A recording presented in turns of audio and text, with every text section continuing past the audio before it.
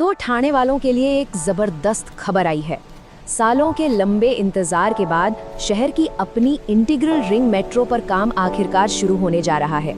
यकीन मानिए, ये वो प्रोजेक्ट है जो आने वाले सालों में ठाणे की पूरी शक्ल ही बदल कर रख सकता है। हाँ, बिल्कुल सही सुना आपने। सालों की देरी, कैंसिलेशंस और न जाने कितनी अनिश्चितताओं के बाद अब ये प्रोजेक्ट सिर्फ कागजों की बात नहीं रही, बल्कि हकीकत बनने की राह पर निकल पड़ा है।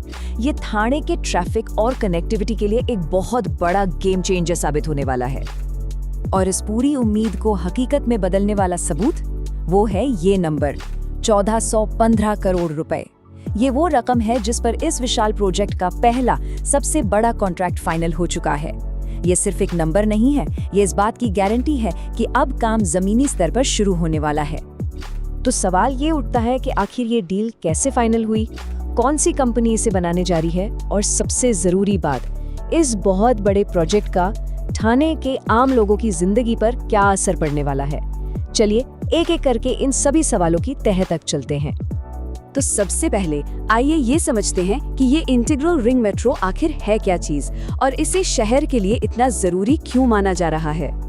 सोचिए, जैसे शहर के चारों ओर एक रिंग रोड होती है ना, बिल्कुल वैसे ही यह है एक रिंग मेट्रो। कल्पना कीजिए एक 29 किलोमीटर की गोल लाइन जो पूरे ठाणे शहर को अंदर ही अंदर कनेक्ट करेगी। इससे शहर के एक कोने से दूसरे कोने तक जाना बहुत ही आसान और तेज हो जाएगा। 29 किलोमीटर सुनने में शायद सिर्फ एक नंबर लगे, लेकिन जरा सोचिए ये कितना बड़ा कॉरिडोर है। ये ठाणे के कई बड़े रिहायशी और कमर्शियल इलाकों को एक ही नेटवर्क में जोड़ देगा, जिससे शहर में आने जाने का तरीका ही बदल जाएगा।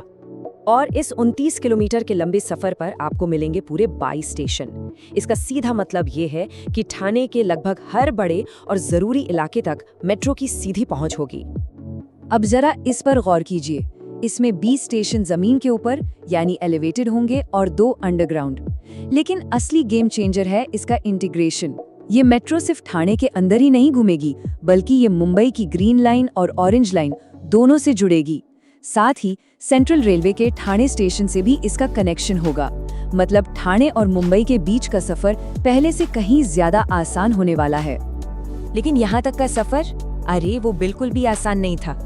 आज की ये खबर इतनी बड़ी क्यों है, ये समझने के लिए हमें इसके मुश्किलों से भरे अतीत पर एक नजर डालनी ही होगी। देखिए, इस प्रोजेक्ट की कहानी भी किसी रोलर कोस्टर से कम नहीं है। 2018 में इसका शिलान्यास तो हो गया, पर 2019 में ज्यादा लागत की वजह से इसे कैंसिल कर दिया गया। फिर 2020 में इसे एक छोटे मेट्रो लाइट के तौर पर वापस लाया गया, लेकिन तभी कोविड आ गया और काम फिर रुक गया। आखिरकार 2023 में ठाणे की बढ़ती आबादी को देखते हुए इसे फिर से एक फुल फ्लेज्ड मेट्रो प्रोजेक्ट के तौर पर जिंदा किया गया। तो इतने उतार चढ़ाव के बाद आखिरकार ऐसा क्या हुआ कि प्रोजेक्ट को हरी झंडी मिल ही गई? इसका जवाब छिपा है सरकारी टेंडर प्रक्रिया में।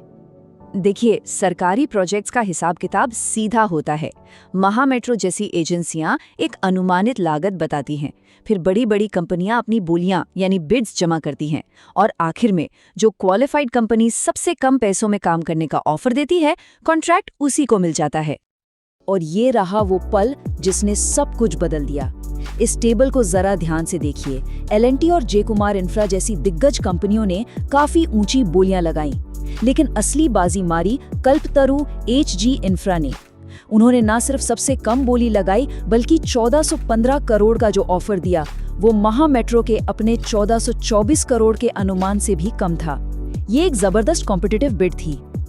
तो ये पक्का हो गया कि ये कॉन्ट्रैक्ट कल्पतरु प्रोजेक्ट्स और HG इंफ्रा की जॉइंट वेंचर कंपनी को दिया गया है। इसमें कल्पतरु की 60% हिस्सेदारी है और HG इंफ्रा की 40%। ठीक है, कॉन्ट्रैक्ट तो मिल गया, पर अब आगे क्या? ये काम कब तक पूरा होगा और इस कॉन्ट्रैक्ट में असल में क्या क्या शामिल है? चलिए अब जरा भविष्य की योजना को देखते हैं। तो ये जो 1415 करोड़ रुपए है, इसमें क्या क्या बनेगा? इसमें करीब 20.5 किलोमीटर लंबा एलिवेटेड ट्रैक बनेगा, कासरवड़ावली में मेट्रो का डिपो बनेगा और मुंबई मेट्रो से जुड़ने के लिए खास तरह के पुल यानी स्पैन बनाए जाएंगे। लेकिन हाँ, एक बहुत जरूरी बात याद रखने वाली है, इस कॉन्ट्रैक्ट में स्टेशनों का काम शामिल नहीं है, उसके लिए अलग से टेंडर निकाला जाएगा।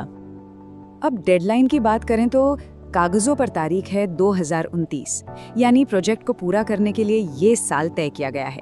लेकिन इस प्रोजेक्ट का जैसा इतिहास रहा है, उसे देखते हुए असली सवाल यही है कि क्या ये एम्बिशियस टारगेट वाकई में पूरा हो पाएगा? तो आखिर में हम एक बड़े सवाल के साथ रह जाते हैं। एक तरफ है 2029 तक एक आधुनिक, पूरी तरह से कनेक्टेड थाने का सपना, और दूसरी तरफ है इस प्रोजेक्ट का देरी और चुनौतियों से भरा इतिहास। क्या ये प्रोजेक्ट इन चुनौतियों को पार कर पाएगा? इसका जवाब तो खैर वक्त ही देगा, लेकिन एक बात तो पक्की है, थाने के लोग बड़ी उम्मीद से इस बदलाव का इंतजार कर रहे हैं।